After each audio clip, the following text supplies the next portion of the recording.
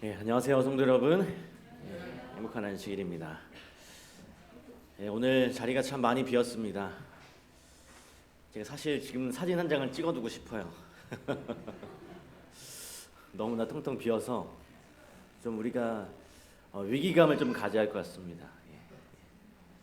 우리가 주님 오시는 날을 이렇게 고대하고 바라고 기다리는데 텅텅 비어 있는 자리를 보면 예수님이 언제 오실 수 있을까 하는 생각이 듭니다. 우리가 하루속히 주님의 재림을 원한다면 우리가 이 자리를 가득 채워야 합니다. 땅끝까지 복음이 전파돼야 예수님이 오신다고 하셨는데요. 오늘 우리가 재림을 기다리는 사람들로서 위기감을 가지고 또 이 시대를 살피면서 우리가 이 신앙생활을 해야 할 것 같습니다. 오늘 우리가 정말로 예수님의 재림을 기다리고 있는가? 아니면 그냥 살고 있는가? 다시 한번 되돌아볼 필요가 있는 것 같습니다. 이 시대에 우리가 경각심을 가지고 정말 깨어서 재림 신자다운 모습으로 살아가야 함을 여러분 기억하시길 간절히 바랍니다. 오늘은 3월 첫째 주이죠. 그래서 항상 첫째 주는 또 이 선교에 관한 말씀을 좀 드리려고 합니다. 다음 달에 어떻게 될지 모르겠지만 오늘 이 첫 주에는 좀 선교에 관한 좀 말씀을 드리고 싶습니다. 오늘 에스더와 모르드게를 통해서 우리의 선교사의 사명을 다시 한번 좀 생각해 보도록 하겠는데요. 우리 다 함께 에스더서 4장 14절 말씀을 보시도록 하겠습니다. 에스더 4장 14절입니다.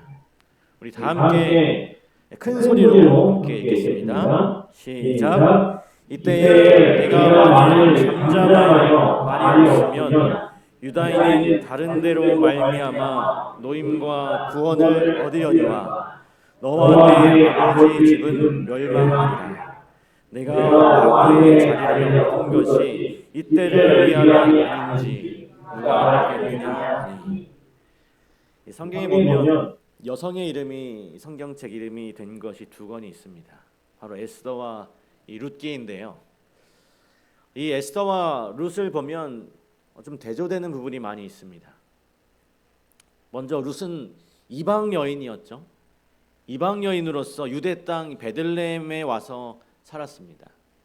반면에 에스더는 어떻습니까? 에스더는 유대인이었죠. 유대인이었는데 이방 땅 이 페르시아에서 살게 되었어요. 대조가 됩니다.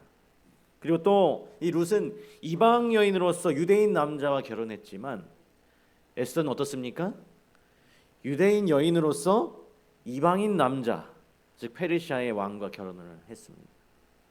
그렇지만 이러한 차이점에도 불구하고 이 둘은 서로 중요한 점에서 공통점을 가지고 있어요. 그것은 바로 이 한 여인을 통해서 한 가문이 또 한 민족이 구원을 얻게 되었다라고 하는 것입니다. 룻은 이 엘리멜렉의 가문의 기업을 얻는 데 중요한 역할을 했죠. 그리고 에스더는 페르시아의 포로였던 유대인들을 구원하는 데 아주 결정적인 역할을 했습니다. 이처럼 이 룻과 에스더는 남성 중심 사회에서 여성을 통해 구원을 이루시는 하나님의 섭리를 보여주고 있습니다. 그런데 에스더서가 가지고 있는 이 특징 중에 하나는 우리가 이미 알고 계시지만 그 책 어디에도 뭐라는 단어가 없을까요? 누구 이름이 없어요? 하나님이라는 단어가 나오지 않습니다. 뿐만 아니라 하나님께서 말씀하시는 장면도 없어요. 하나님께서 직접 말씀하신 장면도 에스더서에는 없습니다. 그래서 이 책을 이 정경으로 받아들여야 하는가에 대해서 논란이 있었습니다. 오랫동안 논쟁이 있어 왔어요. 왜냐하면 하나님의 이름이 한 번도 나오지 않는 책이 어떻게 성경이 될 수 있느냐라고 하는 생각 때문이었습니다. 하지만 이 에스더서는 하나님이라는 단어는 안 나올지라도 온통 이 하나님의 손길과 섭리로 가득한 책입니다. 페르시아의 이 포로라는 시대적인 상황에서도 어떻게 하나님께서 이스라엘을 보호하시고 인도하시는지 가장 강력하게 보여준 책이 바로 이 에스더서입니다. 오늘 이 시간에 이 에스더서에 나타난 하나님의 그 섭리와 그것이 에스더를 통해서 어떻게 나타났고 그 결과 하나님의 능력이 온 페르시아에 어떻게 전해지게 되었는지 한번 살펴보겠습니다. 먼저 우리가 에스더 1장을 보면요. 여기 그림이 어떤 그림 같습니까? 예, 잔치를 하고 있는 장면 같죠? 예, 1장을 보시면 에스더서는 처음부터 이 잔치 이야기로 시작이 돼요. 오늘날의 그 이디오피아로부터 시작해서 서쪽으로는 인도까지 아주 광대한 그 지역을 다스리던 이 아하수에로는 모든 지방관들과 신하들을 위해서 6개월 동안 잔치를 베풀었습니다.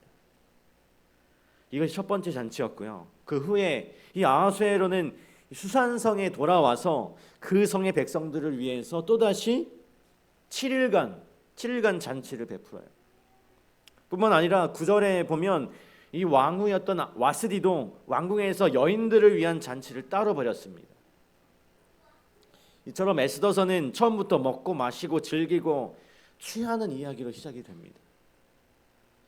하지만 이렇게 이 주흥이 절정이 되고 마지막 잔칫날이 되었을 때에 이 아하수에로가 사람들에게 자신의 누구를 자랑하고 싶어서요? 예, 왕비 아내를 자랑하고 싶어서 이 뇌시를 시켜서 이 왕비를 잔치자리에 나오도록 명령합니다. 그랬더니 어떻게 합니까? 왕후가 예, 거절했어요. 이 이 아하수에로 왕이 왕비를 자랑하고 싶은 그 이유를 성경은 단순히 왕후의 용모가 보기에 좋았기 때문이라고 말합니다. 하지만 와스디는 그 명령을 거절했어요. 그러자 이 아하수에로가 화가 났습니까? 화가 안 났습니까? 예, 화가 났어요. 결국 주위 사람들의 조언에 따라서 이 와스디를 폐위시켜 버리죠. 이 부분에 대해서 이런저런 해석들이 많이 있습니다. 이 와스디를 굉장히 높이 평가하는 페미니스트 같은 사람들은 이 와스디를 굉장히 높이 평가하는데 또 반면에 유대인들은 그녀를 매우 부정적으로 봤어요. 이 탈무드 전승에 따르면 이 와스디는 유다 여인들에게 안식일을 범하도록 했으며 이것 때문에 결국 벌을 받았다라고 말합니다. 그러나 분명한 것은요, 성경은 와스디가 왜 왕의 청을 거절했는지에 대해서는 침묵하고 있다는 사실이에요. 우리가 와스디가 왜 왕의 그 청을 거절했는지 알 수가 없습니다. 그 이유를 알 수 없어요. 특히 왕과 왕비의 잘잘못에 대해서는 전적으로 중립적인 입장을 보여주고 있습니다. 이 성경 속에서는요. 그 이유는 아마도 이 독자들, 성경을 읽는 이 독자들의 시선이 와스디에게 지나치게 모아짐으로 그 이야기의 핵심을 놓치지 않게 하기 위함이었을 것입니다. 단지 성경이 말하고 싶어하는 것은 이 와스디의 폐위를 통해서 에스더가 왕비로 등장하게 되었다는 사실입니다. 여기서 우리는 어떠한 상황 속에서도 당신의 뜻을 이루는 하나님의 섭리를 보게 됩니다. 서두에도 말씀드렸듯이 에스더서에는 하나님이 전면으로 등장하지 않아요. 그러나 이 이야기의 어떤 구비마다 당신의 백성들을 높이시고 또 그들을 통해 구원을 이루시는 보이지 않는 등장인물을 보게 됩니다. 그것이 에스더 1장이 말하고자 하는 핵심 내용입니다. 여러분, 오늘날도 마찬가지예요.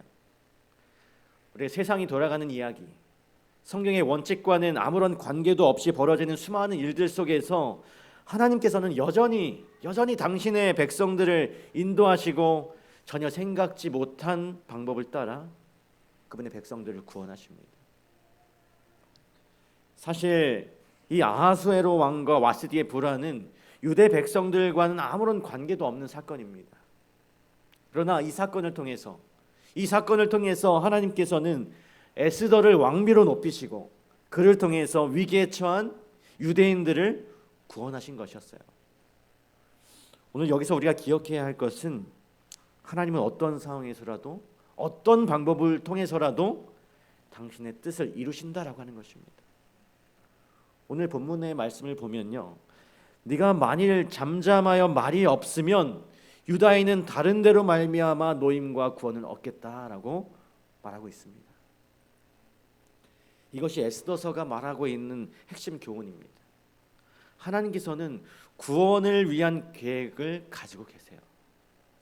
그러나 그것이 인간의 욕심이나 불순종으로 성취되지 않는다 할지라도 하나님께서는 얼마든지 다른 데로 말미암아 다른 방법이나 또 다른 사람으로 말미암아 그 일을 이루신다라고 하는 것입니다. 이것이 바로 이 에스더서에 나타난 하나님의 섭리고 하나님의 인도하심입니다. 이제 에스더 1장은 이 와스디의 폐위를 말하고 있다면 2장은 에스더 왕비의 등극을 이야기하고 있습니다. 하지만 이 와스디가 폐위된 것은 아하수에로 왕 3년이고 에스더가 왕후가 된 것은 그의 통치 7년이었어요. 그렇기 때문에 우리 1장과 2장의 내용은 약 4년의 간격이 있습니다. 이 시간은 아마도 이 아하수에로 왕이 그리스를 점령하기 위해서 전쟁을 한 기간으로 보이고 있습니다. 그러나 그 전쟁의 결과는 실패였어요. 이렇게 큰 전쟁에서 실패하고 돌아온 아하수에로 왕이 큰 실망 가운데 있으면서 그의 마음에 4년 전에 폐위시켰던 그 와스디를 떠올립니다. 2장 1절에 보면 아하수에로 왕이 와스디와 그가 행한 일과 그에 대하여 내린 조서를 생각했다라고 말하고 있어요. 이렇게 전쟁에도 패하고 이전 여인 생각에 가라앉아 있는 그 왕을 위해서 신하들이 한 가지 중요한 제안을 합니다. 그것은 바로 이 아리따운 처녀를 뽑아서 와스디를 대신할 수 있게 하자는 것이었어요. 아마 여기에는 단순히 미모가 뛰어난 여인뿐만 아니라 와스디와는 좀 달리 왕의 명령에 쉽게 순종할 수 있는 여인을 뽑자는 의도도 숨겨져 있었던 것 같습니다.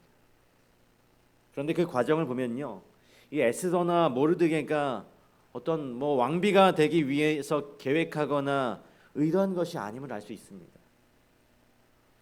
우린 흔히 이 왕비 후보를 뽑는데 에스더가 자원했다라고 생각합니다. 마치 미인 대회에 자원하여 신청하는 것처럼 그렇게 생각을 하는데 성경은 에스더가 그 일을 자원한 것이 아니라 뽑혔다라고 말하고 있어요. 우리 2장 3절에 보니까요, 전국 각 지방의 관리를 명하여 아리따운 처녀를 다 도성 수산으로 모아라고 이렇게 기록되어 있습니다. 여기 모으다라는 말은 이 뽑다라는 의미와 같습니다. 또 8절에 보면 에스더도 왕궁으로 이끌려갔다라고 말하고 있어요. 이것은 누군가가 뽑아서 데리고 갔다라고 하는 의미이죠. 이처럼 이 모든 과정은 왕비가 되고자 하는 에스더의 어떤 강력한 의지가 있었던 것이 아니고 또 그것을 이루고자 하는 모르드게의 전략에 의해서 이루어진 것이 아니라 전적으로 하나님의 섭리였음을 우리는 알 수 있는 것입니다. 다시 말해서 에스더가 왕비가 된 것은 이 세상 권력에 대한 그녀의 탐심이나 명예에 대한 모르드게의 욕심이 아니라 이스라엘을 구원하시고자 하시는 그 하나님의 섭리였음을 말하고 있는 것입니다. 그런데 여기서 우리는 한 가지 궁금증을 갖게 돼요. 그것은 왜 모르드게가 에스더로 하여금 자기가 유대 민족인 것을 숨기도록 했느냐 하는 것입니다. 2장 10절에 보니까요, 에스더가 자기의 민족과 종족을 말하지 아니하니 이는 모르드게가 명령하여 말하지 말라 하였습니다. 이 내용은 20절에도 반복됩니다. 이것은 자신이 유대인임을 부끄럽게 생각했다는 말이 아니죠. 또는 자신의 출신을 숨겨 왕을 속이려고 하는 의도도 아니었습니다. 단지 그는 반유대적인 감정을 가지고 있는 사람들이 왕궁에 아주 많은 때에 그것을 굳이 밝히는 것이 지혜롭지 못하고 생각했던 것 같아요. 그러나 오히려 이것은 나중에 이렇게 한 것은 나중에 민족을 구원해야 할 때에 극적으로 밝혀짐으로써 자신의 민족과 그 하나님의 능력을 더 분명하게 드러내 주었습니다. 결국 처음에 자신의 민족을 드러내지 않은 것은 오히려 그의 출신을 온 페르시아에 더 확실하게 알리는 계기가 되었던 것이죠. 이처럼 우리가 하나님을 드러내고 나타나는 데 있어서 참 지혜로울 필요가 있습니다. 에스더서가 이 하나님이라는 단어를 기록하지 않았음에도 불구하고 여전히 하나님의 능력을 나타내고 있는 것처럼 우리의 선교 역시, 우리의 전도도 역시 그분의 이름을 직접적으로 밝히거나 언급하지 않는다 할지라도 얼마든지 그분을 드러낼 수 있다라고 하는 것입니다. 때로는 그런 방법이 사람들의 마음을 얻는 데 더욱 효과적일 때가 있다고 하는 것이죠. 물론 이것은 그 상황에 따라 다릅니다. 어떤 상황에서는 적극적으로 믿음을 고백하고 하나님을 전할 필요가 있어요. 그러나 또 어떤 상황에서는 에스더와 같이 자신의 배경을 이야기하는 것에 신중할 필요도 있다라고 하는 것입니다. 오늘 여기서 말하고 싶은 것은 배경을 밝히느냐 마느냐의 그 문제가 아니라 매 순간 그 상황에 맞는 지혜가 필요하다라고 하는 것입니다. 예수님께서 말씀하셨듯이 복음을 전하는 데 있어서 비둘기같이 순결할 뿐만 아니라 뭐처럼 지혜로울 필요가 있다고요? 뱀처럼 지혜로울 필요가 있다라고 하는 것이죠. 우리는 그 순결함과 더불어서 지혜를 달라고 하나님께 구해야 하는 것입니다. 이제 2장까지 승승장구하던 에스더의 이 가정이 3장에 가서 큰 어려움을 겪습니다. 그 문제의 핵심은 바로 경배의 문제였어요. 3장 1절부터 보면 이 왕이 하만의 지위를 높이고 모든 신하들이 하만에게 꿇어 절하라는 명령을 내립니다. 하지만 모르드게는 그 명령에 따르지 않았어요. 그 이유는 왕이 내린 명령은 단순히 지위가 높은 사람을 존경하라는 그 의미가 아니라 그 속에 경배의 의미가 담겨 있었기 때문이었습니다. 그러자 이 대궐거리에 있는 신하들이 모르드게에게 왜 너는 왕의 명령을 거역하느냐고 이렇게 물었어요. 그때 모르드게가 이렇게 대답합니다. 날마다 전하되 모르드게가 듣지 아니하고 자기는 유다인임을 알렸더니 그들이 모르드게의 일이 어찌 되나 보고자 하여 하만에게 전하였더라. 2장에서 디몬이나 에스더에게 너가 유다인임을 알리지 말라고 이렇게 말하던 모르드게가 3장에 와서는 오히려 자신이 유다인임을 밝혔습니다. 나는 유일한 하나님 여호와만을 경배하는 유다인이기 때문에 하만에게 경배할 수 없다라고 말한 것입니다. 그러자 이 신하들은 모르드게가 어떻게 되는가 보기 위해서 그 사실을 하만에게 일러 바쳤어요. 그 소식을 들은 하만이 노를 바라면서 이 모르드게뿐만 아니라 유다 민족 전체를 다 말살시키려고 하는 계획을 세우죠. 이제 하만은 아하수에로 왕에게 가서 이 왕의 율법을 어기는 한 민족이 있으니 그들을 다 멸해 달라고 명령을 내려 달라고 조언을 합니다. 그러면서 자신이 은 1만 달란트를 왕에게 드리겠다라고 이렇게 말해요. 그러자 왕이 별 생각 없이 그 법령의 도장을 그냥 찍어 주었습니다. 결국 12째 달 아달월 13일에 모든 유다인들을 다 죽이고 도륙하고 재산을 탈취하라는 명령을 내립니다. 이 소식을 들은 이 모르드게는 이제 베옷을 입고 금식하며 하나님께 부르짖기 시작하죠. 그리고 에스더의 시녀를 통해서 이 소식을 에스더에게 전합니다. 왕에게 나아가서 그 앞에서 자기 민족을 위하여 간절히 구하라고 부탁을 합니다. 하지만 그 이야기를 들었을 때 에스더는 왕이 부르지 않았는데 먼저 왕 앞에 나가면 어떻게 된다고요? 죽는다고 이 궁의 법을 이야기하면서 왕이 자신을 부르지 않은 지 벌써 30일이 넘었다라고 이렇게 이야기합니다. 그러자 모르드게가 에스더에게 이렇게 강력하게 말해요. 모르드게가 그를 시켜 에스더에게 회답하되 너는 왕궁에 있으니 모든 유다인 중에 홀로 목숨을 건지리라 생각하지 말라. 이때에 네가 만일 잠잠하여 말이 없으면 유다인은 다른 데로 말미암아 노임과 구원을 얻으려니와 너와 내 아버지 집은 멸망하리라. 네가 왕후의 자리를 얻은 것이 이때를 위함이 아닌지 누가 알겠느냐 하니. 여기 모르드게의 아주 단호함이 담겨져 있습니다. 너의 모든 민족들이 다 죽게 되었는데 너 혼자만 왕궁에서 목숨을 건지려고 생각하지 말라는 것입니다. 만약 네가 그 일을 하지 않으면 하나님께서는 그 어떤 방법으로서든지 우리를 구원하실 것이지만 너와 내 아버지 집은 멸망했다라고 하는 거예요. 그러면서 아주 중요한 한마디를 던집니다. 네가 왕후의 자리를 얻은 것이 이때를 위함이 아닌지 누가 알겠느냐. 모르드게는 에스더에게 너를 형통케 하신 이유를 분명히 알라라고 말한 것입니다. 이것은 하나님께서 주신 복을 누리는 자들에게 매우 중요한 태도이죠. 우리는 각자 하나님의 형통케 하심을 누리면서 살고 있습니다. 어떤 사람은 재산이 많은 사람이 있고, 어떤 사람은 지위가 높은 사람이 있고, 어떤 사람은 공부를 많이 해서 그 분야의 전문가인 사람도 있고, 다양한 어떤 재능을 가진 사람도 있습니다. 이 모든 것은 다 하나님께서 허락하신 형통함이라고 하는 것입니다. 그런데 그 형통함을 누리는 자는 반드시 그것이 나 개인의 유익과 영광을 위한 것이 아니라 하나님의 때를 위한 것임을 반드시 기억해야 한다라고 하는 것이죠. 마치 에스더에게 왕으로서의 형통함을 허락하신 것이 바로 이 때를 위함이었던 것처럼 오늘 우리 각자의 형통함도 그것을 통해서 민족을 구원하고 하나님의 뜻을 이룰 때가 반드시 있다라고 하는 것입니다. 그리고 그때 나 개인의 이익과 안락을 위해서 하나님의 부르심을 거절하지 말고 그것을 위해서 나의 형통함을 나누라고 하는 것입니다. 이것이 바로 하나님께서 우리에게 형통함을 나눠주신 목적이에요.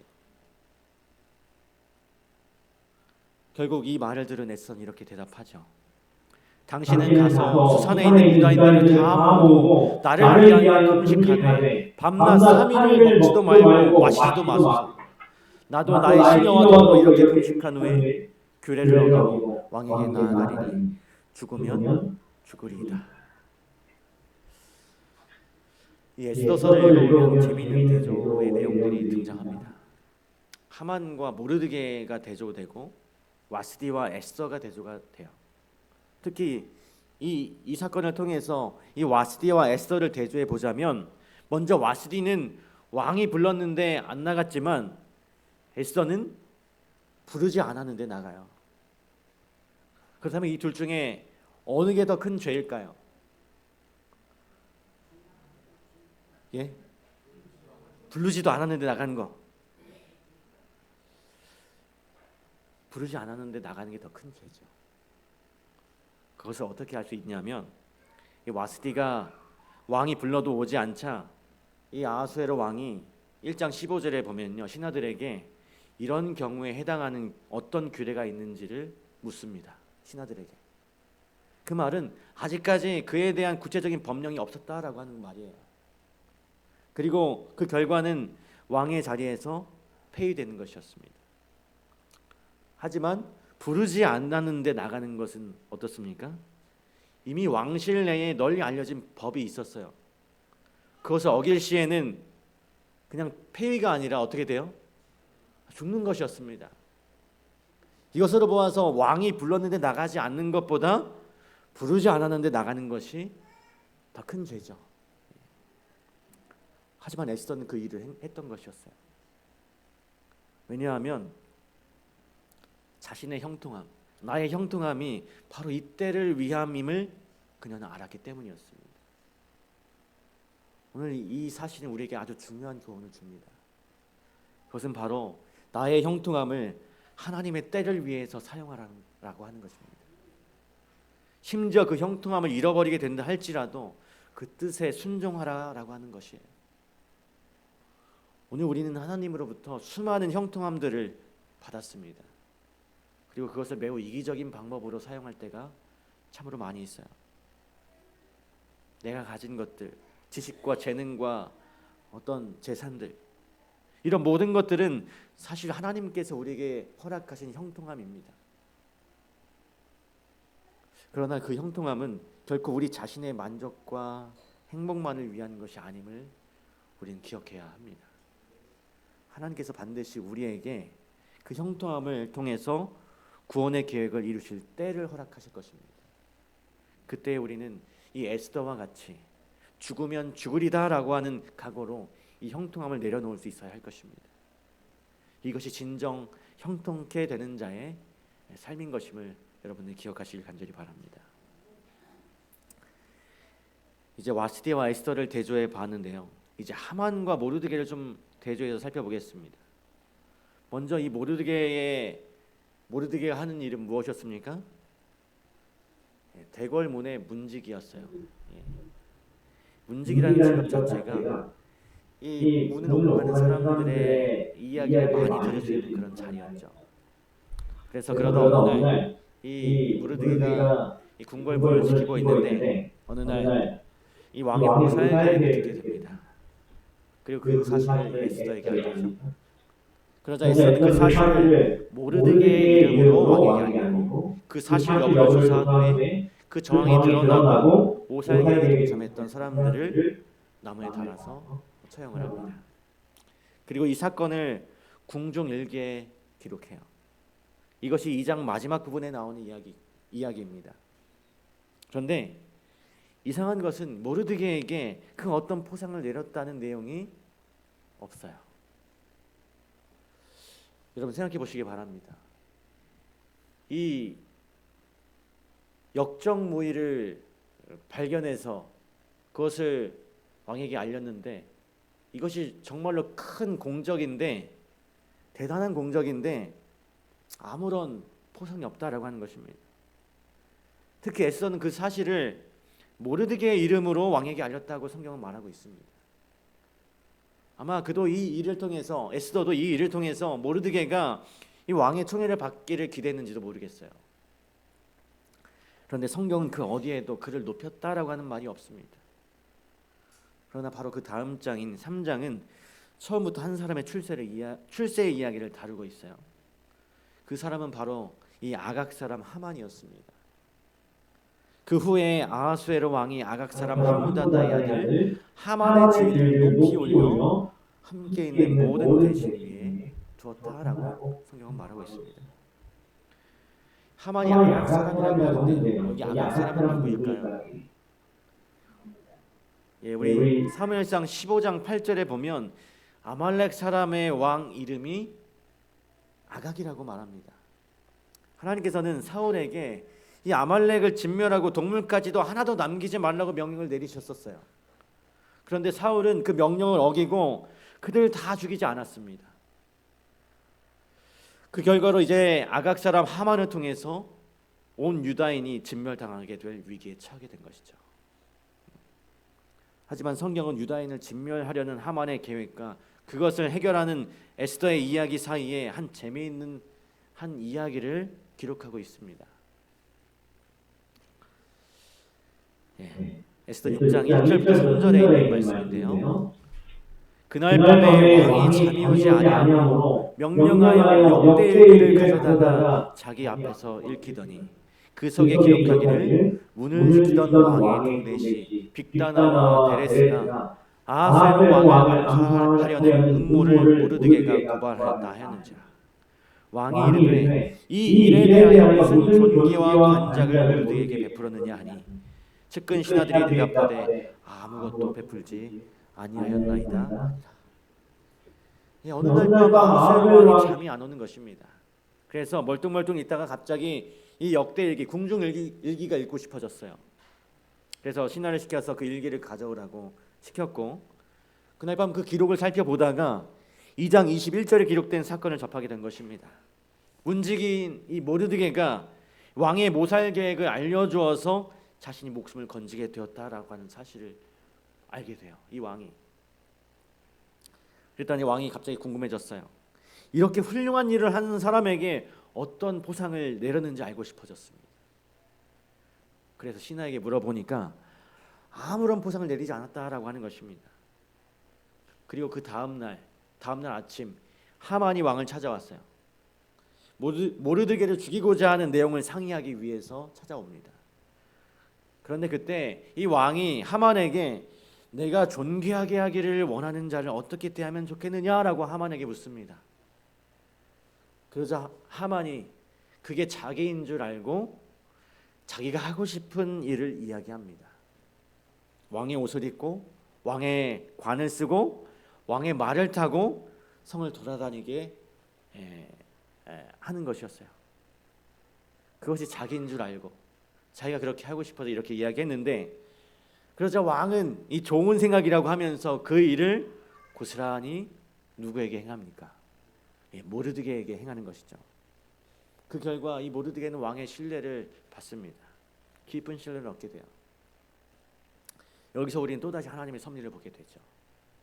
이 장에서 자신의 공적을 인정해주지 않은 것에 대해서 이 모르드게가 속으로 좀 섭섭한 마음이 들었을지도 모르겠습니다.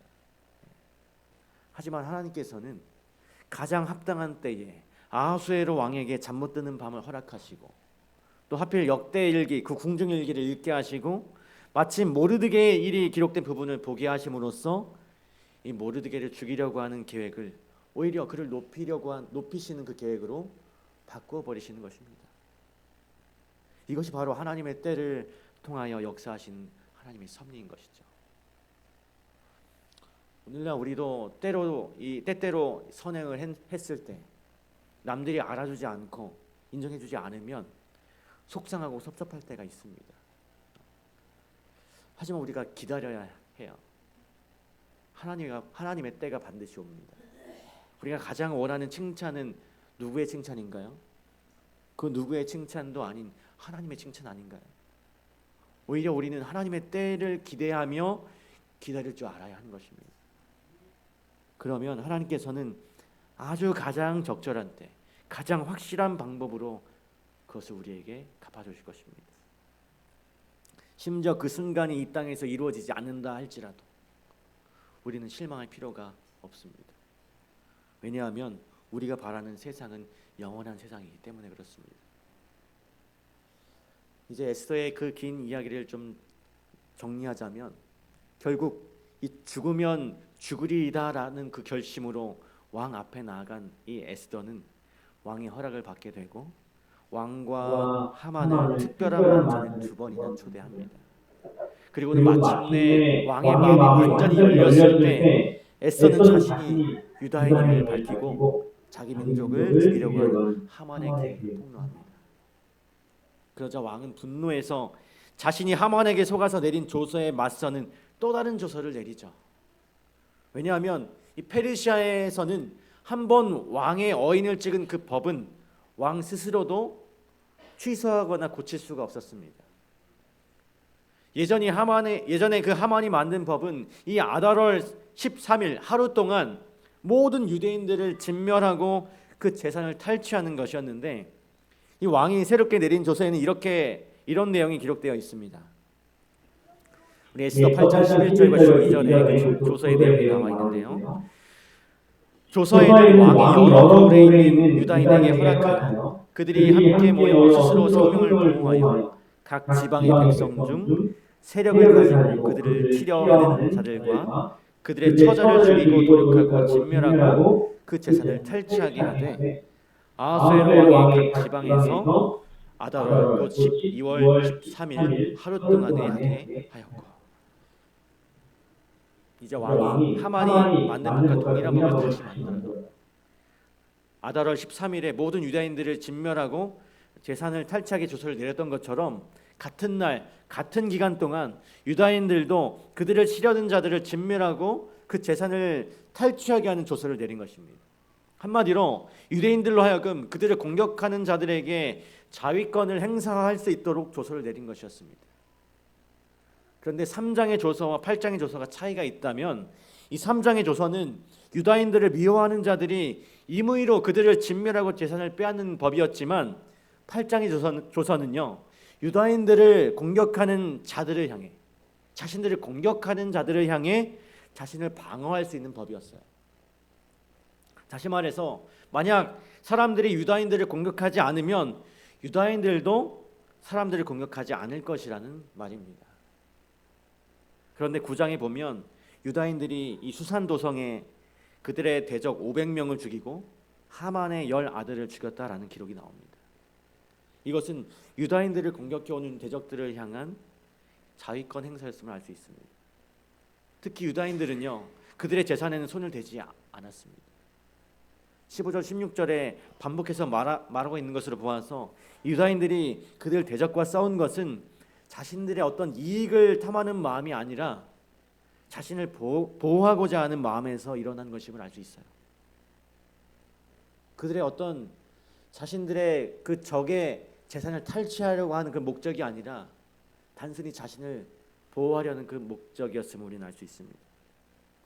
그 후에 이제 유다인들은 그때부터 매년 아달월 14일과 15일을 불임절로 삼았습니다.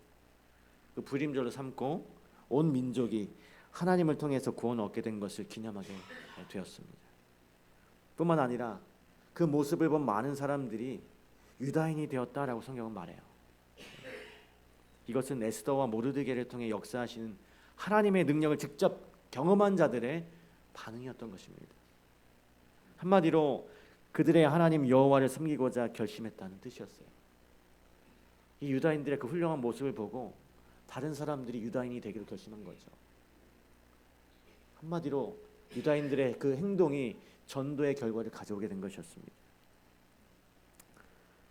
이렇게 해서 민족이 말살될 위험을 극적으로 넘긴 유다인들은요, 아달월 14일과 15일에 크게 잔치를 베풀며 즐기고 서로 예물을 주며 가난한 자를 구제하는 이야기로 이 에스더서는 마쳐지게 됩니다. 1장에서는 세속적인 잔치로 시작되었던 에스더서가 마지막에는 구원의 잔치로 끝마쳐지게 된 것입니다. 여기서 우리는 당신의 민족을 구원하시는 그 하나님의 섭리와 그 손길을 옆에서 바라본 이방인들이 이스라엘의 하나님을 영접하는 모습을 보게 되는 것이죠. 여러분, 바로 이것이 선교입니다. 비록 에스더서에는 하나님이라는 이름이 한 번도 등장하지 않지만 그들은 민족을 구원하시는 여호와 하나님의 섭리를 통해서 유다인이 되기로 결심을 하게 돼요. 그 민족의 형통함이 곧 자신의 형통함이 되기를 바라는 마음에서 그런 결심을 하게 된 것이죠. 이처럼 하나님은요, 자신의 형통함을 하나님의 때를 위해 사용하는 자들을 통해서 당신의 영광을 드러내십니다. 그리고 그 영광의 빛을 통해서 수많은 이방인들이 하나님께 나오기를 원하고 계세요. 이것이 오늘날 선교사로서 살아가야 할 우리의 역사인 것입니다. 오늘 우리들은 이 에스더서를 통해서 어떻게 하나님의 능력이 이 이방 나라 페르시아에 분명히 전해졌는지를 살펴보게 되었습니다. 거기에는 이 모르드게의 신실함과 에스더의 믿음이 기초가 되었습니다. 모든 형통함을 하나님의 때라는 관점에서 바라볼 줄 아는 그 모르드게의 신앙과 자신의 형통함을 민족의 구원을 위해서 과감히 내려놓을 수 있는 그 에스더의 희생과 믿음이 결국 이 페르시아의 모든 백성들에게 하나님을 분명히 드러냈던 것이었습니다. 이처럼 우리의 신앙과 희생을 통해서 우리가 믿는 그 하나님이 오늘 우리의 직장과 우리의 가정과 또 우리의 학교와 우리의 교회에서 높임을 받게 되기를 간절히 바랍니다. 이것이 바로 하나님께서 우리에게 명하신 선교사로서의 삶이 아니겠습니까? 오늘 우리 모두가 이 에스더와 모르드게를 본받아서 이 선교사로서의 주어진 그 사명을 넉넉히 감당하는 저와 여러분이 되길 간절히 바라면서 말씀을 마치도록 하겠습니다.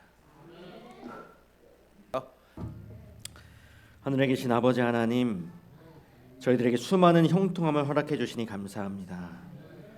아버지 하나님, 간절히 바라옵기는 하나님의 때를 분별하게 하여 주시고 그 때를 위하여 우리의 형통함을 기꺼이 내려놓을 수 있는 믿음을 허락하여 주시옵소서. 그리고 그 일을 통해서 우리의 가정을 구원하시고 우리의 민족을 구원하실 뿐만 아니라 하나님을 모르는 수많은 사람들에게 당신의 능력을 전할 수 있는 기회가 될 수 있도록 도와주시옵소서. 이제 우리에게 주어진 선교사의 사명을 잘 감당할 수 있는 우리 모든 직산교회 성도들 될 수 있도록 도와주시옵기를 거룩하신 예수님의 이름으로 간절히 기도드리옵나이다.